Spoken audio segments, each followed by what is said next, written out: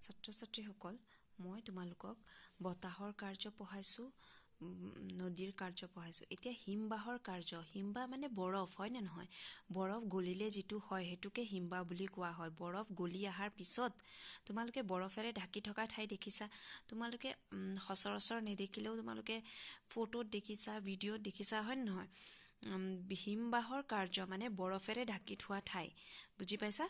বৰফেৰে ঢাকি থোৱা যিটো বৰফ গলিলে যেতিয়া তললৈ নামি আহে, গলি পেলাই নামি তললৈ নামি আহে, তাকে হিমবাহ বুলি কোৱা হয়। বুজি পাইছা? হিমবাহ দুই ধৰণৰ থাকে। কি হয়? হিমবাহ দুই ধৰণৰ হয় বা দুই প্ৰকাৰৰ বুলি কোৱা হয়। মহাদেশীয় হিমবাহ আৰু পাৰ্বত্য বা উপত্যকা হিমবাহ। মহাদেশীয় হিমবাহ মানে যিটো মহাদেশত, যেনেকৈ আমাৰ এণ্টাৰ্কটিকা মহাদেশত যিটো হিমবাহ আছে সেইটো মহাদেশীয় হিমবাহ। আৰু যিটো আমাৰ হিমালয় পৰ্বতত দেখা পাওঁ, হিমালয় পৰ্বতত সেইটো কি হয়? মাউণ্টেইন অৰ ভেলী গ্লেছিয়াৰ, মানে পাৰ্বত্য বা উপত্যকাত হিমবাহ। মহাদেশীয় হিমবাহ বিশেষকৈ আমি দুই মেৰু অঞ্চলত দেখা পাওঁ। এণ্টাৰ্কটিকা আমাৰ দক্ষিণ মেৰু হয় আৰু গ্ৰীণলেণ্ড এইবোৰ উত্তৰ মেৰুত পোৱা যায়, হয় নে নহয়? দুই মেৰু অঞ্চলত মহাদেশীয় হিমবাহ পোৱা যায়। যেনেকৈ আমি নদী বা বতাহৰ কাৰ্যত আমি অৱক্ষেপন, খনন কাৰ্য এইবোৰ দেখিছিলোঁ, আমি হিমবাহতো খনন, অৱক্ষেপন গোটেইখিনি কাৰ্য দেখিবলৈ পোৱা যায়। কিন্তু মহাদেশীয় হিমবাহ যিটো থাকে সেইটোৰ গতিবেগবোৰ একদম শ্ল', একদম লাহে লাহে আহে। ওপৰৰ পৰা যেতিয়া তললৈ নামি আহে, ধীৰ গতিত নামি আহে, বুজি পাইছা? উপত্যকা বা পাৰ্বত্য বা উপত্যকা হিমবাহ প্ৰধানকৈ ইউৰোপৰ এল্পছ, আমেৰিকাৰ ৰকি আৰু এছিয়াৰ হিমালয়। মই অথনিয়ে কৈছোঁ তোমালোকক, হিমালয় পৰ্বতত পোৱা যায়। ইউৰোপৰ এল্পছ মাউণ্টেইন এইটো পৰ্বতত পোৱা যায় আৰু আমেৰিকাৰ ৰকি পৰ্বতত পোৱা যায়, যিটো পাৰ্বত্য হিমবাহ থাকে। আকৌ চোৱা, হিমবাহৰ গতিপথ দীঘলীয়া। পথালিয়ে ইয়াক ইউ আকৃতিৰ হোৱা দেখা যায়। পথালিকে আমি ইউ আকৃতি, ইংৰাজীত এই ইউ আখৰৰ নিচিনা দেখা পাওঁ। আৰু হিমবাহৰ গতিপথ আচলতে দীঘলীয়াকৈ এনেকৈ তোমালোকে ফটোত দেখিবলৈ পাইছা, দেখিছা নাই? দীঘলীয়াকৈ আহি আছে, দেখিবলৈ পাইছা? এনেকুৱা ধৰণৰে আকৃতি হিমবাহবোৰ, বৰফেৰে ঢাকি থকা, বুজি পাইছানে? আৰু যিটো পাৰ্বত্য হিমবাহ থাকে এনেকৈ পাহাৰ পৰ্বতত যিটো থাকে, আৰু মহাদেশীয় হিমবাহবোৰ এনেকৈ থাকে, বুজি পাইছা? আকৌ চোৱা, কোনো পৰ্বতৰ গাৰে কেইবাটাও হিমবাহ নামি আহিব পাৰে। এটা পৰ্বতৰ গাৰে কেইবাটাও, যেনেকৈ এইটো দেখিছা পৰ্বত, কেইবাটাও পৰ্বত আছে নহয়, এইফালেদি হিমবাহ নামি আহিছে, এইফালেদি নামি আহিছে, এইফালেদি নামি আহিছে, দেখিছা নহয়? তেনেকৈ কেইবাটাও নামি আহিব পাৰে। আৰু যেতিয়া এইবোৰ কেইবাটাও নামি আহে, তেতিয়া কি হয়? খননৰ ফলত, তেতিয়া সকলো ফালৰ পৰা চলা খননৰ ফলত পৰ্বতৰ শীৰ্ষাংশ চোকা জোঙাৰ দৰে হয়। এয়া চোৱা, এইফালৰ পৰাও নামি আহিছে, এইফালৰ পৰাও নামি আহিছে, এইফালৰ পৰাও নামি আহিছে, আকৌ পিছফালৰ পৰাও। আৰু গোটেই ফালৰ পৰা হিমবাহ নামি অহাৰ ফলত কি হৈছে? ইয়াত খনন কাৰ্য হৈছে। তোমালোকে ভালকৈ দেখিবলৈ পাইছা নহয়? এয়া খনন কাৰ্য হৈছে, দেখিছানে? এই খনন কাৰ্য হোৱাৰ ফলত এইটো কি হৈছে? চোকা জোঙা অংশ এটাৰ নিচিনা হৈছে। এই জোঙা অংশটোকে কি বুলি কোৱা হয়? হিমবাহৰ এইবোৰক হিমবাহে সৃষ্টি কৰা শৃংগ বুলি কোৱা হয়। এইটো হিমবাহে সৃষ্টি কৰা শৃংগ। এই শৃংগটো কেনেকৈ সৃষ্টি কৰিছে? খনন কাৰ্যৰ জৰিয়তে হিমবাহে সৃষ্টি কৰা শৃংগ, বুজি পাইছানে?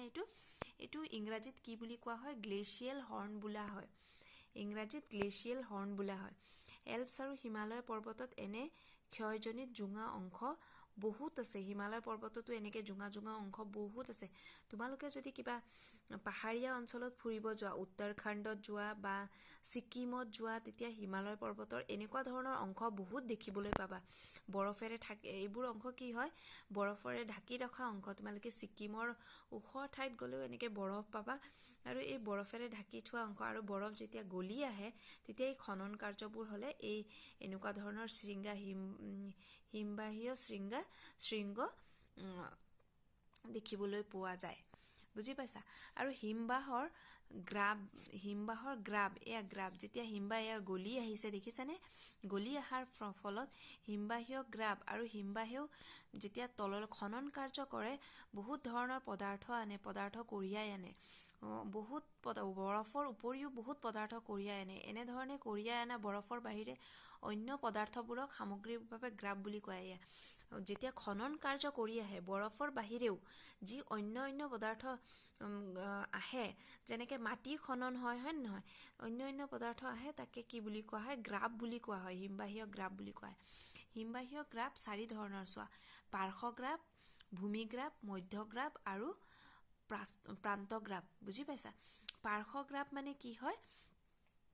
যেতিয়া হিমবাহৰ দাঁতিয়েদি বৈ অহা গ্ৰাবৰ পাৰ্শ্বগ্ৰাব বুলি কোৱা হয়। হিমবাহ যিটো এটা হিমবাহ থাকে, তাৰ দাঁতিয়েদি এনেকৈ বৈ আহে, এনেকৈ চোৱা, হিমবাহ এয়া এইফালৰ পৰা আহিছে, এইফালৰ এয়া দাঁতিয়েদি বৈ আহিছে, তাকে পাৰ্শ্বগ্ৰাব বুলি কোৱা হৈছে। বুজি পাইছা? আৰু যেতিয়া পাৰ্শ্বগ্ৰাবৰ পিছত আহে কি? ভূমিগ্ৰাব। হিমবাহ উপত্যকাৰ তলিয়েদি গ্ৰাব হৈ বৈ আহে।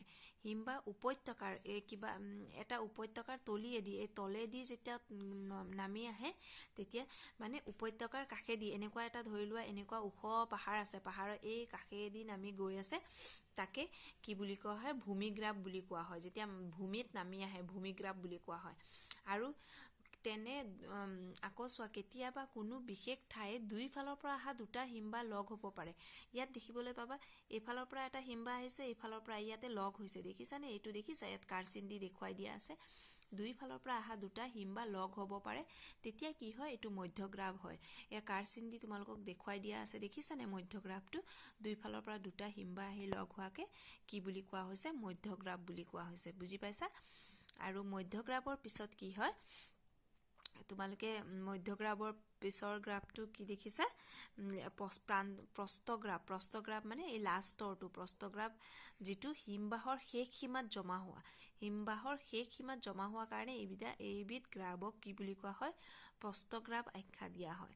য'ত বৰফ গলিবলৈ ধৰে তাতে গধুৰ গ্ৰাববোৰ, বৰফবোৰ এতিয়া বৰফ শেষ, আৰু যেতিয়া তললৈ নামি আহে, বৰফ শেষ হৈ কি হয়? গধুৰ গ্ৰাববোৰ তাতে জমা হৈ যায়, গধুৰ পদাৰ্থবোৰ তাতে জমা হৈ যায়, আৰু সেইবোৰক কি বুলি কোৱা হয়? প্ৰস্থগ্ৰাব আখ্যা দিয়া হয়, প্ৰস্থগ্ৰাব বুলি কোৱা হয়। বুজি পাইছা? তাৰপিছত কি হয়? হিমালয় পৰ্বতৰ পৰা বৈ অহা আমাৰ বেছিভাগ নদীয়ে বৰফ গলা পানীৰ পুষ্ট। হিমালয় পৰ্বতৰ পৰা যিবোৰ নদী ওলাই আহিছে, যেনেকৈ গংগা, ব্ৰহ্মপুত্ৰ, এইবোৰ হিমালয় পৰ্বতৰ পৰা ওলাই আহি এইবোৰ কি হৈছে? নদীৰ সৃষ্টি কৰিছে। বুজি পাইছা? তাৰপিছত আহিল অৱক্ষেপন। অৱক্ষেপন মানে য'ত জমা হয় হিমবাহ, যিবোৰ আহি এই গ্ৰাববোৰ আহি ক'ৰবাত জমা হয় নহয়। যেতিয়া হিমবাহে যদি গ্ৰাব কঢ়িয়াই আনে, পদাৰ্থ কঢ়িয়াই আনে, তেতিয়াহ'লে পদাৰ্থবোৰতো ক'ৰবাত জমা হয় নে নহয়? জমা হৈ কি সৃষ্টি কৰে চোৱা, দ্ৰামলিন সৃষ্টি কৰে, এস্কাৰ সৃষ্টি কৰে, আৰু কেম সৃষ্টি কৰে। এইটো দেখিছা? পাহাৰৰ আকৃতিৰ। এইটো আগতে পাহাৰ নাছিলে, কিন্তু কি হ'ল? বৰফে আনি জমা কৰি এই মাটি এইডোখৰ পাহাৰ বনাই দিছে। ইয়াকে কেম বুলি কোৱা হয়। বুজি পাইছানে? এই পাহাৰটোক কি বুলি কোৱা হয়? কেম বুলি কোৱা হয়। কিহৰ কাৰণে কেম বুলি কোৱা হয়? কাৰণ এই পাহাৰটো হিমবাহৰ গ্ৰাবৰ দ্বাৰা বনিছে, সেইকাৰণে ইয়াক কেম বুলি কোৱা হয়। আকৌ এস্কাৰ, এই সৰু বৰফ গলি অহাৰ পিছত এই সৰু দেখিছানে? বৰফ গলি অহা ৰাস্তাটোক এস্কাৰ বুলি কোৱা হয়। বুজি পাইছা? এইখিনি চাগে বুজি পাইছা তোমালোকে, হয়নে? তাৰপিছত মই তোমালোকক নদীৰ ঢৌৰ কাৰ্যবোৰ পঢ়াম। ছাত্ৰ ছাত্ৰীসকল, এতিয়া আমি তোমালোকৰ এই 9ম শ্ৰেণীৰ প্ৰথম পাঠটোৰ, ভূগোলৰ প্ৰথম পাঠটোৰ শেষৰ ভাগলৈ আহিছোঁ, হয়নে নহয়? সাগৰৰ ঢৌৰ কাৰ্য। তোমালোকে সাগৰৰ ঢৌৰ কাৰ্য তোমালোকে দেখিছা। তোমালোকে সচৰাচৰ নেদেখিলেও তোমালোকে টিভিত দেখিছা, বা কিবা এটা দৃশ্য দেখিছা, তেনেকৈ টিভিত বা কিবা এটা দৃশ্যবোৰ দেখিছা। কিন্তু তোমালোকে সেই কাৰ্যবোৰক কি নামেৰে মাতা হয় সেইটো নাজানা, হয়নে নহয়? প্ৰথমতে আমি কি জানিম? উপকূল, তীৰক উপকূল কাক বোলা হয়? মানে কোষ্ট, ইংৰাজীত কোষ্ট বুলি কয়। তীৰক উপকূল এই ঠাইখিনিক কোৱা হয়। এইখিনি যিখিনি ঠাই সাগৰ আৰু মাটিৰ অংশখিনি, সাগৰ আৰু মাটিৰ এই অংশখিনিক কি বুলি কোৱা হয়? তীৰক উপকূল বুলি কোৱা হয়। পৃথিৱীৰ উপৰিভাগৰ বৃহৎ অংশ এটা সাগৰ আৰু মহাসাগৰে আগুৰি আছে। সাগৰ মহাসাগৰৰ পাৰ বা তীৰক উপকূল বোলা হয়। সাগৰ মহাসাগৰৰ পাৰ, এই মহাসাগৰৰ পাৰ আৰু মাটিৰ এই চুই থকা অংশখিনিক তীৰক উপকূল বোলা হয়। মহাদেশ আৰু মহাসাগৰবোৰৰ সংযোগস্থল এই একা বেকা দীঘল ৰেখাডাল দেখিছে নহয়, মহাদেশ আৰু মহাসাগৰৰ সংযোগস্থল।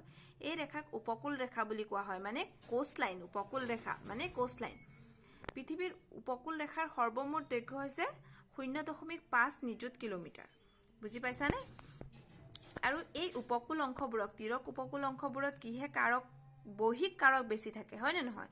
তোমালোকে এনেই ভাবিলেই ভাবিব পাৰা বৈহিক কাৰক মানে বাহিৰৰ পৰা কৰা।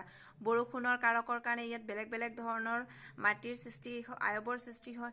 বতাহৰ, সাগৰৰ ঢৌৰ, এইবোৰ প্ৰধান। কি আছে? বৰষুণ, বতাহ আৰু সাগৰৰ ঢৌ, এই তিনিটা কাৰক প্ৰধান। এই তিনিটা কাৰকৰ ভিতৰত কি হয়, সাগৰৰ ঢৌৱে ইয়াত সাগৰৰ ঢৌৱে অহৰহ কাৰ্য কৰি আছে। এইফালে দেখিছে, এইখিনি সাগৰ হয়, নীলা অংশখিনি সাগৰ। এই সাগৰে যেতিয়া এফালে খুন্দিয়াই, মাটিত খুন্দিয়াই, ইয়াত বেলেগ বেলেগ ধৰণৰ বেলেগ বেলেগ ধৰণৰ আয়ৱৰ সৃষ্টি কৰে, হয় নে নহয়? অৱশ্যে পৃথিৱীৰ সকলো ঠাইতে উপকূলতে ঢৌৰ প্ৰভাৱ একে নহয়। সকলো উপকূলতে পৃথিৱীৰ যিমান উপকূল অঞ্চল আছে সকলোতে ঢৌৰ কাৰ্যটো একে নেকি? একে নহয়। কিহৰ কাৰণে একে নহয়? কাৰণ এই অংশখিনিত যিটো মাটি আছে, কিছুমান টান আৰু কিছুমান বহুত গভীৰতা কম, কিছুমানৰ বতাহৰ ক্ৰিয়াটো বেছি হ'ব পাৰে, আৰু কিছুমানত নৈৰ উপস্থিতিৰ ওপৰত এই অংশখিনিত কাৰ্য কৰে। যেনেকৈ ভূতাত্ত্বিক মানে মাটিৰ গঠনটো যদি টান হয়, গঠনৰ ওপৰত কাম কৰে। কাষৰীয়া পাহাৰ, সাগৰৰ গভীৰতা কিমান আছে, এইবোৰৰ ওপৰতহে নিৰ্ভৰ কৰি ইয়াত কেনেকুৱা ধৰণৰ মাটিৰ কাৰ্য হ'ব, কেনেকুৱা ধৰণৰ ঢৌৰ কাৰ্য হ'ব, সেইটো নিৰ্ভৰ কৰে। সাগৰ মহাসাগৰৰ তলি ভাগত ভূমিকম্প হোৱা বা নোহোৱাৰ ওপৰতো ঢৌৰ প্ৰাবল্য নিৰ্ভৰ কৰে। সাগৰ মহাসাগৰৰ তলিতো ভূমিকম্প হয়, তোমালোকে জানাই। সেই সাগৰত ভূমিকম্প হোৱাৰ ফলতে চুনামি হয়। জানা নহয় তোমালোকে? চুনামি শব্দটো শুনি চাই চাগে, হয় নে নহয়?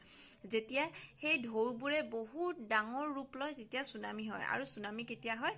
যেতিয়া ভূমিকম্প আহে সাগৰত। যিয়ে নহওক, উপকূলীয় অঞ্চলত যি ভৌগোলিক স্বৰূপ, তাৰ কাৰক হিচাপে আমি সাগৰৰ ঢৌকে সৰ্বাধিক গুৰুত্ব দিওঁ।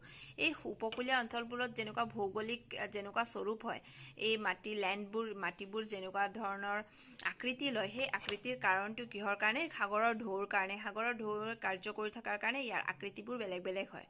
সাগৰৰ ঢৌৰ ক্ৰিয়াৰ ফলতে মহাসাগৰ উপকূলত বিশেষ কিছুমান আয়ৱৰ সৃষ্টি হয়, মানে আকৃতিৰ সৃষ্টি হয়। আয়ৱ মানে আকৃতি বুলি আগতেই কৈছিলোঁ মই। এতিয়া চোৱা, উপকূলত সৃষ্টি হোৱা আয়ৱবোৰত কিছুমান হয় ইৰ'জনেল, ক্ষয়জনিত, আৰু কিছুমান হ'ল ডিপ'জিচনেল। এই আয়ৱবোৰ কিহৰ কাৰণে হৈছে? এই দেখিছানে নাই? এইটো আয়ৱটো দেখিছা? এতিয়া এইটো কি বস্তু হয়? উপকূলত একদম থিয় এটা কি হয়? সমুদ্ৰ গৰা বুলি কোৱা হৈছে। এইটো থিয়, একেবাৰে সমুদ্ৰৰ লগতে একদম থিয় হৈ আছে, দেখিছানে নাই? এইটো কিহৰ ফলত হৈছে তোমালোকে ক'ব পাৰিবা? এইটো যেতিয়া এই ভূতত্ত্বখিনি, এইখিনি মাটিখিনি যদি বহু গ্ৰেনাইট বা বেচাল্ট মানে টান, বহুত কঠিন শিলৰ দ্বাৰা গঠিত হ'লে কি হয়? এনেকুৱা ধৰণৰ ভূতত্ত্ব, এনেকুৱা ধৰণৰ আয়ৱৰ সৃষ্টি কৰে, এনেকুৱা ধৰণৰ আকৃতিৰ সৃষ্টি কৰে। ইয়াত পানীয়ে খুন্দিয়াই কি হৈছে? এইটো একেবাৰে চিধা আকৃতিৰ হৈ গ'ল, দেখিছানে নাই? আৰু এইটো কিহৰ কাৰণে হৈছে? কাৰণ এইটো কঠিন শিলৰ দ্বাৰা গঠিত, সেইকাৰণে এনেকুৱা ধৰণৰ। ইয়াক কি বুলি কোৱা হয়? সমুদ্ৰ গৰা বুলি কোৱা হয়। বুজি পাইছা চাগে, হয় নহয়? এয়া লিখা আছে, উপকূলত গ্ৰেনাইট আৰু বেচাল্ট আদিৰ দৰে কঠিন শিলৰ দ্বাৰা গঠিত হ'লে সাগৰৰ ঢৌৱে তাত ক্ৰিয়া কৰি থিয় গৰাৰ সৃষ্টি কৰে। এনে থিয় গৰাকে কি বুলি কোৱা হয়? সমুদ্ৰ গৰা বুলি কোৱা হয়। বুজি পাইছানে? এনে ধৰণৰ উপকূলত সাধাৰণতে ওখৰা মুখৰা আকৃতি হোৱা দেখা যায়। এনেকুৱা ধৰণৰ ওখৰা মুখৰা আকৃতি হোৱা দেখা যায়। এইটো হ'ল ক্ষয়জনিত, হয় নে নহয়? মানে এইখিনি ক্ষয় হৈ এনেকুৱা আকৃতি হৈছে, তাৰমানে এইটো ক্ষয়জনিত হৈ গ'ল। তাৰপিছত এতিয়া চোৱা, আমি অৱক্ষেপণজনিত চাম। অৱক্ষেপণজনিত মানে ডিপ'জিচনেল। অৱক্ষেপণৰ ফলত তোমালোকে এই শব্দটো বহুত ভালকৈ জানা। চি বিচ বুলি কোৱা হয় যে, নদীৰ বিচ মানে কি? বালিচৰ।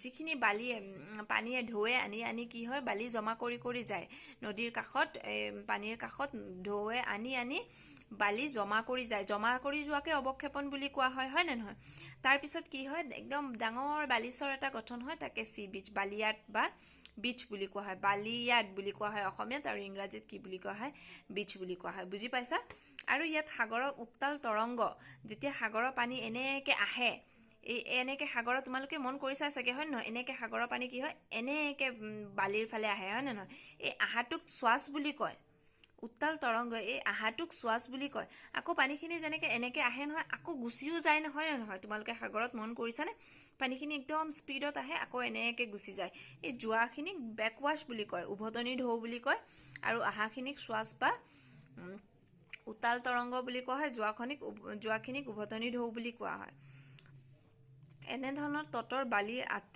অতি মিহিৰ পৰা শিলৰ আকাৰৰ হ'ব পাৰে উপকূলৰ বালিয়াটবোৰে মানুহক বিনোদনৰ কাৰণে আকৰ্ষণ কৰে বিনোদন মানে ফূৰ্তি কৰিবলৈ বা মনোৰঞ্জনৰ কাৰণে আকৰ্ষণ কৰে হয় নহয় তোমালোকে দেখিছা চাগে গোৱা বিচত মানুহবোৰ এই মনোৰঞ্জনত কৰিবলৈ যায় বালিয়াটত য'ত হ'লেও নদীৰ কাষত য'ত মানে বিচ থাকে তাত মানুহবোৰ যায় হয় নহয় য'ত বালিয়াট থাকে তাত আমি বহিবলৈ যাওঁ এইটো বিনোদনৰ আকৰ্ষণৰ ঠাই হৈ যায় হয় নে নহয় এতিয়া তোমালোকে কেতিয়াবা সমুদ্ৰৰ তলিত যে ডাঙৰ ভূমিকম্প সংঘটিত হয় সেইটো মই অথনিও কৈছোঁ তোমালোকে জানা ন ডাঙৰ ভূমিকম্প হয় এই ভূমিকম্পৰ ফলত কি হয় সুনামি হয় ভূমিকম্পৰ ফলত কি হয় সুনামি মানে কি হয় যেতিয়া পানীটো ইয়াত দেখিবলৈ পাইছা কিমান ওখকে ইয়াত গাড়ীবোৰ ডুবি গৈছে ইয়াত বহুত ওখকে ঘৰবোৰ গোটেই ডুবাই লোৱাকে ঘৰৰ ওপৰেদি যেতিয়া পানীবোৰ এই ঘৰবোৰ দেখিছা নহয় ঘৰৰ ওপৰেদি যেতিয়া পানীবোৰ যায় বহুত ডাঙৰকে পানী আহে যেতিয়া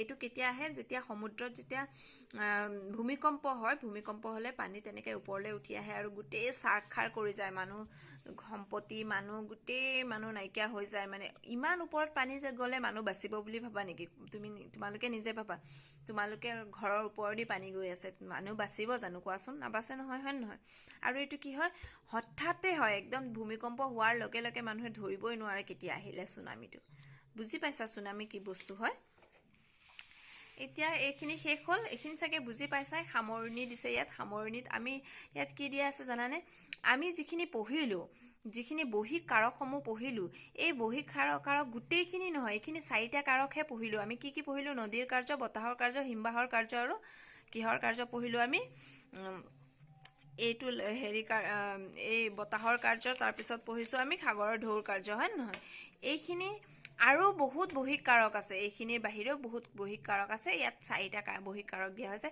আৰু তাৰ ভিতৰত অভ্যন্তৰীণ কাৰকৰ কথা আমি পঢ়িছিলোঁ হয় নহয় অভ্যন্তৰীণ কাৰক মানে যিবোৰ কাৰকে মাটিৰ তলত কাম কৰে অভ্যন্তৰীণ কাৰক কি আছে ভূমিকম্প আৰু অগ্নিয় উদগীৰণ এই ভূমিকম্প আৰু অগ্নিয় উদগীৰণৰ কাৰণেও আমাৰ পৃথিৱীৰ আয়ৱৰ বেলেগ আকৃতিৰ সৃষ্টি হয় তোমালোকক মই প্ৰথমতে কৈছিলোঁ হয় নে নহয় গুৱাহাটীত যিটো চানডুবি বিলখন আছে এই চানডুবি বিলখন কিহৰ ফলত হোৱা ভূমিকম্পৰ ফলত হোৱা ভূমিকম্পই কি কৰে কিছুমান ঠাই ওখ কৰি দিয়ে আৰু কিছুমান ঠাই চাপৰ কৰি সুমুৱাই দিব গাঁত বনাই দিব পাৰে তেনেকে চানডুবি বিলটো গাঁত বনাই দিয়াৰ ফলতহে হৈছে বুজি পাইছা আৰু তেনেকে ঠিক তেনেদৰে অগ্নিয়